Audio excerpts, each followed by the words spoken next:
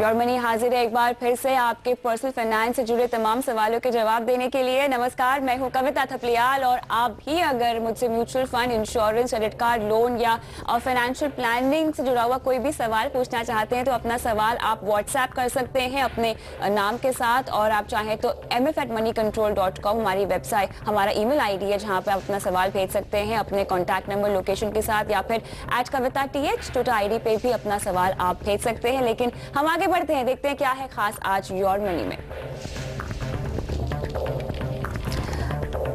आपको बताएंगे adventure sports के लिए खास इंश्योरेंस, नहीं मिली नौकरी तो कैसे चुकाएं एजुकेशन लोन, और विदेश यात्रा के लिए कौन सा क्रेडिट कार्ड चुने, इसकी जानकारी भी हम आपको आज शो में देंगे। और हम आगे बढ़ते हैं, आपको बताते हैं आज हमारे साथ शो में कौन है। आज हमारे साथ एडवाइस श्योर के फाउंडर अभिमन्यु सोफत मौजूद है। अभिमन्यु, स्वागत है आपका। सबसे पहले बात करेंगे बंजी जंपिंग से जुड़ी एक नई पॉलिसी के बारे में। बहुत लोग आउटडोर एडवेंचर स्पोर्ट्स में पार्टिसिपेट करते हैं और इसका चलन लगातार बढ़ता जा रहा है। जिस तरह के ये स्पोर्ट्स होते हैं, साफ तौर से आपकी सुरक्षा को लेकर एक बहुत बड़ा सवाल भी सामने आता है, जिसके तहत ये पॉलिसी भी लॉन्च की गई है। क्या फीचर्स है इस पॉलिसी के बारे में, आप बताइए। जी धन्यवाद। तो ये बजाज की ये पॉलिसी है, बजाज एलियंस की जो नई पॉलिसी है, उसके अंदर इन एडिशन टू जो नॉर्मल कवर आप लेते हो, उसमें एडिशनल ऑप्शन ले सकते हो एडवेंचर स्पोर्ट्स का। और उस एडवेंचर स्पोर्ट्स की ऑप्शन में जो इस पॉलिसी में सबसे अच्छी चीज़ है कि अगर एक इमरजेंसी के टाइम पे हेलीकॉप्टर सर्विस यूज़ करनी पड़ी तो वो भी इस पर्टिकुलर पॉलिसी के अंदर कवर्ड है। फॉर एग्जांपल, आप सिर्फ 4,000 रुपये का प्रीमियम एडिशनल देके 50 लाख रुपए तक का कवर इसमें ले सकते हैं। और इररिस्पेक्टिव ऑफ योर एज, 3 साल से 70 साल की उम्र तक जो प्रीमियम है वो सेम ही रहने वाला है इस पॉलिसी में। तो जो लोग ये पर्टिकुलर स्पोर्ट्स खेलते हैं उनके हिसाब से ये पॉलिसीज बहुत अच्छी हैं। मार्केट में जो बाकी पॉलिसीज पहले जो हमने देखी हैं वो टिपिकली क्या होता है कि एक टूर ऑपरेटर होता है, वो सीधा नेगोशिएट करता है इंश्योरेंस कंपनी के साथ और फिर वो पॉलिसी ली जाती थी। रिटेल लेवल पे कोई ऐसी पॉलिसी नहीं थी। तो ये पहली बारी ऐसे हमें एक पॉलिसी दिखी है जो काफी इंटरेस्टिंग है उस हिसाब से इस तरीके के लोगों के लिए जो एडवेंचर स्पोर्ट्स करते हैं, स्पोर्ट्स एक्टिविटी में पार्टिसिपेट करते हैं। लेकिन मुझे बताइए, क्या इसे मैं एज अ टॉप अप अपनी पॉलिसी पे ले सकती हूँ? क्या वो पॉसिबल है? नहीं, ये एक अलग से प्लान लेना है। और मैक्सिमम इसके अंदर जो कवर है वो 1 करोड़ रुपए तक का कवर है। एक्सीडेंटल जो बेसिक प्लान है वो एक्सीडेंटल प्लान है, जिसके अंदर डेथ का होगा या परमानेंट डिसेबिलिटी का जो कवर है वो होगा। और उसी के प्लान के अंडर ही ये आपको एक एडिशनल टॉप अप की तरह लेना पड़ेगा। इसका स्पेशल स्पेसिफिक पॉलिसी। अगर हम ओवरऑल इंश्योरेंस की बात करें अभिमन्यु, तो क्रिटिकल इलनेस इंश्योरेंस होता है, एक्सीडेंटल इंश्योरेंस भी कई लोगों के पास होता है। अगर आपके पास ऑलरेडी इस तरह की इंश्योरेंस मौजूद है तो क्या ये प्लान लेने में या ये पॉलिसी लेने में कोई समझदारी होगी? बिल्कुल, अगर आप ये स्पेसिफिक स्पोर्ट्स खेलते हैं तो इसलिए आपको जरूर फायदा होगा। इनफैक्ट यूनाइटेड इंश्योरेंस की एक पॉलिसी है which is but that is only for international. इस पर्टिकुलर पॉलिसी के अंदर डोमेस्टिक एडवेंचर स्पोर्ट्स भी कवर्ड है। 4,000 रुपए का प्रीमियम है इसका, लेकिन जिस तरह का कवर दिया जा रहा है, आपको लगता है वो पर्याप्त है? और जो फीचर्स है इस पॉलिसी के, जैसा कि आपने भी बताया कि एम्बुलेंस वगैरह की बेनिफिट्स दिए जा रहे हैं और कई और सर्विसेज भी हैं, क्या वो काफी हद तक पर्याप्त है? मुझे लगता है कि ये मार्केट तो बहुत छोटी है, तो उसके हिसाब से कोई नया एक किसी इंश्योरेंस कंपनी ने ट्राई किया है तो उसको हमें जरूर सराहना चाहिए और मुझे तो सही लगता है इस टाइम। तो चलिए, यहाँ पर अभिमन्यु की तरफ से इस पॉलिसी को थम्स अप दिया जा रहा है। बजाज ग्लोबल पर्सनल गार्ड, जो कि आप अगर एडवेंचर स्पोर्ट्स करते हैं, खासतौर से बंजी जंपिंग वगैरह, तो उसे ध्यान में रखते हुए आप ये पॉलिसी जरूर ले सकते हैं। अगर आपके पास हेल्थ इंश्योरेंस ऑलरेडी है जिसमें एक्सीडेंटल इंश्योरेंस और क्रिटिकल इलनेस भी कवर है, उसके बावजूद इस खास स्पोर्ट के लिए ये पॉलिसी ली जा सकती है। हम आगे बढ़ते हैं। हाल में फ्लिपकार्ट ने कैंपस में ऑफर देने के बाद छात्रों को तय समय पर नौकरी नहीं दी। एल&टी इन्फोटेक ने भी करीब 1500 छात्रों को ऑफर के बावजूद नौकरी नहीं दी है। ऐसे में जिन छात्रों ने एजुकेशन लोन की पढ़ाई की होगी वो काफी मुश्किल में पड़ गए होंगे, क्योंकि उन्हें तो तय समय पर लोन का भुगतान शुरू करना ही पड़ेगा। ऐसे में छात्रों को क्या करना चाहिए, इस बारे में हम आज बात करेंगे। तो जैसा कि हमने कहा कि यहाँ पर प्लेसमेंट्स पोस्टपोन हो जाती हैं, कई बार हम देखते हैं कि ऐसे किस्से सामने आते हैं, लेकिन फिलहाल चर्चा में फ्लिपकार्ट है, तो उसी का ही तर्ज लेते हुए हम ये चर्चा कर रहे हैं एजुकेशन लोन तो आपको चुकाना पड़ता है, आपकी नौकरी शुरू हो जाती है, लेकिन इस तरह के सिनेरियो में जो छात्र फंस गए हैं, क्या करना चाहिए? ठीक है, तो इसमें दो टाइप का है। एक तो आप जब ऐसे प्रीमियर इंस्टीट्यूट से जब आप एमबीए करते हैं तो आपको प्रॉब्लम्स थोड़ी कम है। उसका रीजन क्या है कि जो आपका एक तो लोन की अवधि है, जैसे एसबीआई की बात करें तो वो अगर आप आईआईएम अहमदाबाद से एमबीए करते हैं तो 15 साल तक के लिए वो लोन का टेनर होता है। सेकेंडली क्या है कि जब आप सपोज कोर्स करने के बाद आप जॉब नहीं करते हो तो 1 साल का टाइम मिलता है टू स्टार्ट। बीच में एक मॉरेटोरियम पीरियड होता है जिसके अंदर सिंपल इंटरेस्ट लगता है। तो फ्लिपकार्ट वालों को मेरी जानकारी के अनुसार दिसंबर में उनको प्लेसमेंट हो जाएगी।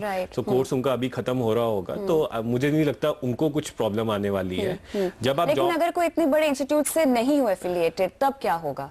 अगर आप एफिलिएटेड नहीं तो उसमें फ़र्क क्या है कि जो अच्छे इंस्टीट्यूट्स होते हैं उनमें 15 साल की लिमिट होती है। 108 इंस्टीट्यूट जैसे एसबीआई बोलता है कि इन इंस्टीट्यूट से अगर आप हैं, और बाकी इंस्टीट्यूट्स के लिए लगभग 7 इयर्स के आसपास का टाइम फ्रेम होता है। जॉब करने शुरू होने के 6 महीने के अंदर आपको शुरू करना पड़ता है अपना इंस्टॉलमेंट देना। बट मान लीजिए 2 साल तक आपको, चाहे आप आईआईएम अहमदाबाद से भी हो, 2 साल तक आपने पैसा नहीं चुकाया तो ऑब्वियसली जो आपके पेरेंट्स हैं उनको वो पैसा देना पड़ेगा, और अगर वो नहीं तो फिर गारंटर होते हैं तो उनको पैसा देना पड़ता है। तो एज सच आप बच नहीं सकते, बट देयर आर सिचुएशंस जहां पर डिस्क्रिशन दी जाती है ऑफिसर्स को कि थोड़ा बहुत लीनियंसी दिखाया जाए। नॉर्मली लोन जो है 7.5 लाख रुपए तक होता है, मैक्सिमम 10 लाख तक जाता है, पर अच्छे वाले इंस्टीट्यूशंस में जैसे आईआईएम अहमदाबाद वगैरह के अंदर 30 लाख रुपए तक के लोन, स्टूडेंट लोन मिल जाते हैं। और जिस इंटरेस्ट रेट की बात करें तो टिपिकली जो इंटरेस्ट रेट है मॉरिटोरियम पीरियड में सिंपल इंटरेस्ट लगता है, जो बाद में ईएमआई में ऐड हो जाता है। तो आज की डेट में एसबीआई में लगभग 11.15 का इंटरेस्ट रेट होम लोन में होता है। एंड इनफैक्ट अगर आप पेमेंट पहले करना शुरू कर दें तो आपको 1% का लोअर इंटरेस्ट भी लगता है। फीमेल छात्रों के लिए 0.5% का लेसर इंटरेस्ट है होम लोन में। तो ऐसे कुछ भिन्न भिन्न टाइप के छोटे छोटे उसमें हैं बेनिफिट्स जो लोग ले सकते हैं। बट आईएम वालों को मुझे नहीं लगता कि प्रॉब्लम होगी। ओके, ऐसे में अगर मेरी नौकरी लगती है, और जनरली अगर मैं बात करूं, मेरी नौकरी लगती है और बाद में फिर 1 साल के बाद अगर वो छूट जाती है और मेरा लोन भी बकाया है, मैंने पूरा नहीं किया है, तो फिर किस तरह की सहूलियत मुझे मिल पाएगी? तो अगर आप लोन नहीं तो ऑब्वियसली आपको पेनल्टी तो देनी पड़ेगी, but there are certain things which are specific to a certain bank. कि एक पर्टिकुलर बैंक बोलता है ठीक है आप थोड़ा टाइम का पीरियड लीजिए, उसके बाद आप पेमेंट करिए, पर सबको पेनल्टी तो फिर देनी ही पड़ेगी। ओके, और पेनल्टी का फिर चार्ज कितना होता है? 2% जब तक मैं नहीं पे करूं जब तक नहीं देंगे। और फिर उसके अंदर डिपेंड करता है कि जो आपके को गारंटर्स हैं वो पेमेंट करते हैं, जो आपके पेरेंट्स हैं उनकी इनकम भी देखी जाती है, तो उन्होंने पेमेंट की है, वो पेमेंट करेंगे। अगर उनसे नहीं होती पेमेंट तो गारंटर है। तो ऐसी काफी चीजें हैं जो काफी बैंक स्पेसिफिक है और केस स्पेसिफिक है जिनको हमें देखना पड़ता है। ओके, ऐसे में अगर मैं एजुकेशन लोन के इंटरेस्ट की कैलकुलेशन की बात करूं तो वो कैसे कैलकुलेट होता है यहाँ पर? हाँ, तो जैसे मैंने आपको बताया कि जो इंटरेस्ट है वो बेसिक जो अपना रेट होता है मंथली बैंक का, प्लस 2% एसबीआई चार्ज करता है। एक्सिस बैंक के अंदर दैट इज अराउंड 4% के करीब। तो हर बैंक का अलग अलग टाइप से रेट है। तो एसबीआई का 11.15 है, एक्सिस बैंक का अराउंड 14.5% के आसपास जाता है। तो depending on the bank different type के इंटरेस्ट रेट चार्ज होते हैं। ओके, और ऐसे में अगर मुझे अपनी पढ़ाई के लिए लोन लेना है तो मुझे किन किन बातों का ख्याल रखना चाहिए ताकि इस तरह की कोई सिचुएशन आगे चलकर ना आए? एक चीज है कि जब आप लोन ले रहे हैं तो उतना ही लोन लिए जितना पर्याप्त है, क्योंकि अगर इंटरेस्ट रेट ऐसा तो नहीं है कि बहुत ही ज़्यादा लो है। मीन्स हमने क्लियरली देखा है कि होम लोन के अंदर या व्हीकल फाइनेंस लोन के अंदर उन सब में भी कंपेटिटिव इंटरेस्ट रेट मिलते हैं। तो ऐसा नहीं है कि एजुकेशन लोन बहुत सस्ता मिलता है वीज़ा वी दूसरे लोन। सेकेंड चीज़, आप एक और चीज़ जो देख सकते हैं कि जो आप इंटरेस्ट पेमेंट करते हैं उसमें आपको टैक्स बेनिफिट भी मिलता है सेक्शन 80C के अंदर। तो वो टैक्स बेनिफिट अगर आपको लेना है तो उसको भी आप कैलकुलेशन में कर सकते हैं कि आपको वो बेनिफिट लेना है तो चलो मैं लोन ले लेता हूँ। Right. तो ऐसी सब चीजें हैं जिनको आपको ध्यान में रखना पड़ेगा। Obviously as much as you can fund, आपको खुद का ही पैसा डालना चाहिए और होम लोन कम से कम लेना चाहिए, because what happens today in the today's global economy के कब जॉब रहती है और नहीं रहती वो पता नहीं चलेगा, like we are seeing in this Flipkart वाला सिनेरियो। राइट, चलिए यहाँ पर एजुकेशन लोन को लेके तमाम बारीकियां हमने आपको बता दी है, लेकिन फिलहाल योर मनी में रुकते हैं एक ब्रेक के लिए। ब्रेक के बाद भी आज हम लेंगे और लोन और क्रेडिट कार्ड से जुड़े हुए सवाल। बने रहे हमारे साथ।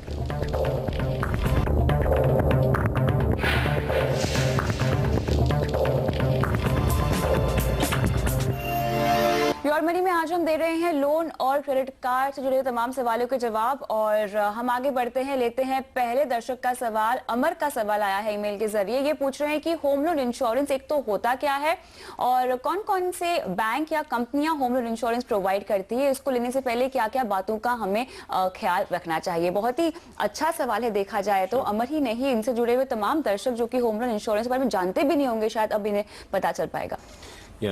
सो ये क्वेश्चन बहुत अच्छा है। होम इंश्योरेंस टिपिकली जब आप घर के लिए लोन लेने जाते हैं तो आपका जो बैंक है वो नॉर्मली आपको बोलता है कि साथ में आपको ये मैंडेटरी है ये एक होम लोन का इंश्योरेंस लेना। बट आरबीआई के हिसाब से ऐसा कुछ मैंडेटरी नहीं है कि आपको ये लेना ही चाहिए। दो इट इज एडवाइजेबल कि ठीक है कोई नेचुरल क्लाइमेटी हो या मैन मेड डिजास्टर हो, इसलिए आप होम लोन का इंश्योरेंस लें। जब बैंक्स के पास आप लोन लेने जाते हैं तो काफ़ी मिस सेलिंग होने की प्रोबेबिलिटी बढ़ जाती है, क्योंकि वो आपको तब फोर्स करते हैं कि अगर आपको लोन तभी देंगे अगर आप अभी के अभी इंश्योरेंस खरीद लीजिए। तो अगर आपको एक प्रॉपर्टी का इंश्योरेंस कराना है तो आई वुड रिकमेंड कि इंडिपेंडेंट किसी और इंस्टीट्यूशन में जाके वो किसी भी इंश्योरेंस कंपनी जो है, जनरल इंश्योरेंस कंपनी है, उससे आप ये इंश्योरेंस करवाएं। सारी जो जनरल इंश्योरेंस कंपनीज हैं वो ये सुविधा प्रोवाइड करती हैं। पर जिस इंस्टीट्यूशन से आप लोन ले रहे हैं उससे मैं आपको रिकमेंड करूंगा कि होम लोन के लिए जो इंश्योरेंस है, होम इंश्योरेंस है, वो आप नहीं लीजिए। और आरबीआई के हिसाब से anyways it is not mandatory to buy from them. Home loan insurance की अगर मैं यहाँ बात करूँ अभिमन्यु, तो अगर मैं अपने लोन को इंश्योर करना चाहूँ तो इसके लिए किस तरह का कवर अमाउंट होगा और ये लोन इंश्योरेंस मुझे कैसे मिलेगा? सो फर्स्ट ऑफ ऑल अगर आपको इनफैक्ट हर आदमी को लगता है कि जब मैं घर लेता हूँ और मेरे ऊपर एक लोन है तो अगर मैं नहीं रहा तो क्या होगा। सो सबसे ज़रूरी इंपॉर्टेंट चीज़ है प्रॉपर्टी का जो इंश्योरेंस लेने से पहले आप एक टर्म प्लान लीजिए जिसके अंदर जो आपका डेट है उस पर्टिकुलर घर से रिलेटेड वो कवर हो। तो मिनिमम तो वो अमाउंट चाहिए ही, उससे एडिशनल जो आपके गोल्स हैं वो भी मीट होने चाहिए। ये देखने के बाद जो पर्टिकुलर प्रॉपर्टी की वैल्यू है उसमें से जो आपका खुद का इन्वेस्टमेंट है उसके अलावा जो लोन लिया हुआ है उतने अमाउंट का आपको होम इंश्योरेंस कराना चाहिए। पर मुझे नहीं लगता कि पूरा बहुत ही ज़्यादा अग्रेसिव होके तभी के तभी आपको लेना चाहिए। सब प्राइसिंग वगैरह देख के कि किस में कितना प्रीमियम देना पड़ रहा है उसी के हिसाब से आपको ये पर्टिकुलर इंश्योरेंस लेना चाहिए। ओके, आमतौर पे आपने कहा कि आपको बैंकों से नहीं लेना चाहिए जो कि जहां से मिस सेलिंग होने की ज्यादा चांसेस है। हाँ, तो वो क्या करते हैं बंडल कर देते हैं उसको प्रोडक्ट को कि आप अभी के अभी जो है ये आप लोन लीजिए और साथ में आप ये इंश्योरेंस भी लीजिए। उसके उनको अपफ्रंटिंग एक कंसेप्ट होता है। अगर हम इसे बाहर से ले तो किस तरह का कवर प्रोवाइड किया जाता है और फिर क्या चार्जेस होते हैं, कितना प्रीमियम भरना पड़ता है अमूमन? सो टिपिकली हमारा जो कस्टमर्स के साथ जो इंटरेक्शन रहा है उनने 15 से 20% का चीपर प्रीमियम देके वो कवर मिले हैं if they are going online and direct insurance company की किसी और साइट से लिया गया हो रादर देन वो इंश्योरेंस कंपनी जो बैंक है उससे लिया गया हो। ओके, एक अगर मैं आपसे चार्ट पूछना चाहूँ या पॉइंटर्स पूछना चाहूँ कि जो बातें आपको ध्यान में रखनी चाहिए इस तरह का इंश्योरेंस लेने से पहले, तो वो क्या होगा? एक तो आपने कहा कि टर्म प्लान आपके पास होना चाहिए जो कि आपकी लाइबिलिटीज को कवर करे पूरी तरह से। सबसे पहला वो होना चाहिए। सेकेंडली आपको कवर लेते हुए ये देख लेना चाहिए कि कितने अमाउंट का कवर हुआ है कंसिडरिंग कितना डेट आपने लिया है और प्रॉपर्टी की वैल्यू कितनी है वो ध्यान के अंदर। और तीसरा मुझे लगता है कि बहुत महत्वपूर्ण है कि क्या प्रीमियम है एंड फिर उसके अंदर आपको निटिग्रिटीज ये भी देखनी पड़ती है कि क्या क्या चीज उस पर्टिकुलर कवर के अंदर नहीं कवर्ड है। जैसे कभी कुछ हो सकता है कि किसी टाइप के जो से कोई क्लैमिटी है, टेररिस्ट अटैक है, वो कवर्ड नहीं है। तो वो सारी चीजें जो है पॉलिसी के जो डॉक्यूमेंट्स हैं उनको एक बारी ढंग से पढ़ के इंश्योरेंस कौन सा इंश्योरेंस कवर लेना है वो देखना चाहिए। चलिए, अमर, उम्मीद करते हैं कि तमाम सवालों का जवाब मिल गया होगा। इसी के साथ रुकते हैं एक छोटे से ब्रेक के लिए।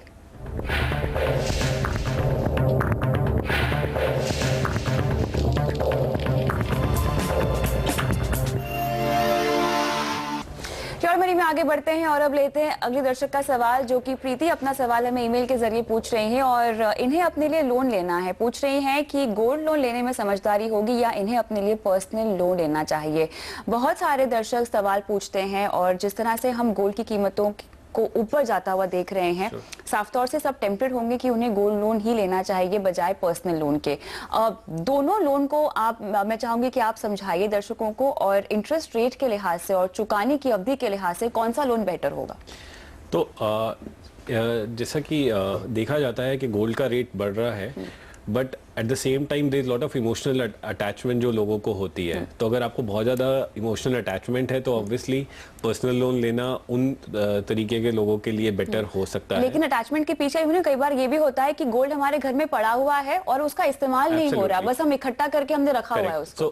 गोल्ड लोन में क्लियरली एक तो हमने देखा है कि 3 से 4% का कम इंटरेस्ट चार्ज होता है relative to personal loan, again depending on institution to institution, कोई इंस्टीट्यूशन कितना वो स्प्रेड रखता है। सेकंड, हमने ये भी देखा है क्योंकि आपने कोलैटरल दिया है तो अमाउंट ऑफ लोन जो आपको मिलता है वो काफी ज्यादा होता है। आमतौर पे 25 लाख रुपए तक का लोन आपको गोल्ड लोन में मिल जाता है, जो आपको पर्सनल लोन में बिल्कुल नहीं इतना पैसा मिलता। और अगर क्रेडिट हिस्ट्री आपकी बहुत अच्छी हो तो फिर 1 करोड़ रुपए तक का भी लोगों ने इंस्टीट्यूशंस गोल्ड लोन देते हैं। सिबिल स्कोर जो बहुत इंपॉर्टेंट होता है, और आई एम अज्यूमिंग कि अगर कोई आदमी ये सब नहीं कर रहा है तो सिबिल स्कोर उनका अच्छा नहीं होगा। तो सिबिल स्कोर के हिसाब से गोल्ड लोन लेना बेटर है, क्योंकि वो इतना कंसिडर नहीं करते सिबिल स्कोर को रिलेटिव टू पर्सनल स्कोर, जिससे काफी बड़ा इम्पैक्ट पड़ सकता है आपके सिबिल स्कोर पे। तो अगर मैं इन सारी चीजों को देखूं तो मेरे हिसाब से गोल्ड लोन लेना is much better relative to a personal loan. Okay. लेकिन यहाँ पर गोल्ड लोन की अवधि 12 महीनों से ज्यादा एक्सीड नहीं हो सकती। हाँ, तो उसके अंदर आप रीफाइनेंसिंग करा सकते हैं। तो एक बारी आपने ले लिया फिर वापस ले लिया, तो वैसे टाइप से बहुत ज्यादा चीजें होती आती हैं गोल्ड लोन के अंदर, कि आप उसको लोन लेंगे फिर वापस कर लेंगे, फिर आपने और पैसा दे दिया। अभी जो है 75% तक आप को लोन अमाउंट मिल सकता है to the value of the gold जी, तो उतना मिल सकता है। इनफैक्ट पहले 85% था, फिर 60 हुआ और फिर से अब 75 हो गया है। तो वो चेंज होता रहता है। But I would say still अगर आप वैसे ही पर्सनल लोन अगर आप 1 साल से ऊपर की अवधि की आप बात कर रहे हैं तो जो इंटरेस्ट आप इतना ज्यादा लेंगे उसके हिसाब से वो आदमी जो है बैंकरप्ट ही होने वाला है। Absolutely. तो इसलिए वैसे भी रेकमेंड नहीं किया जाता है। तो इनफैक्ट अगर आप कह रहे हैं कि 1 साल से ऊपर के लिए मुझे लोन लेना है, तब भी मैं बोलूंगा कि पर्सनल लोन नहीं सही है, क्योंकि अगर आप इतने हाई इंटरेस्ट पे पैसा ले रहे हैं, इसका मतलब एक्चुअली वो पैसे का यूज है नहीं, क्योंकि वो पैसा आप चुका ही नहीं पाएंगे। एब्सोल्युटली। लेकिन यहाँ पर अगर देखा जाए तो गोल्ड लोन मिलने में भी आसानी होती है, शायद वो आपको 1 दिन में ही अप्रूव हो जाता है as compare to personal loan. Absolutely, तो मिलना बहुत आसान है।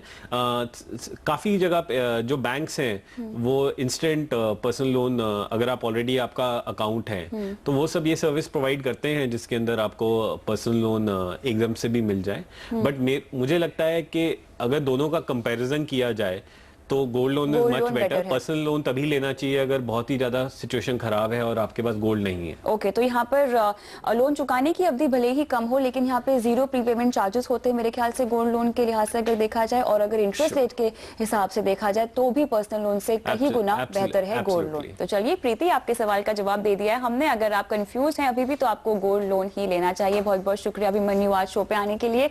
इसी के साथ योर मनी में आज के लिए इतना ही, लेकिन अगर आप भी कोई सवाल पूछना चाहते हैं जो कि loan, credit card, financial planning, insurance या म्यूचुअल फंड जुड़ा हुआ है तो अपना सवाल mf@moneycontrol.com पर कॉन्टैक्ट नंबर के साथ भेज सकते हैं। @कविता ट्विटर आईडी पे सवाल भेज सकते हैं और साथ ही आप चाहें तो हमारे व्हाट्सएप नंबर पर अपने नाम के साथ सवाल भेज सकते हैं। नमस्कार।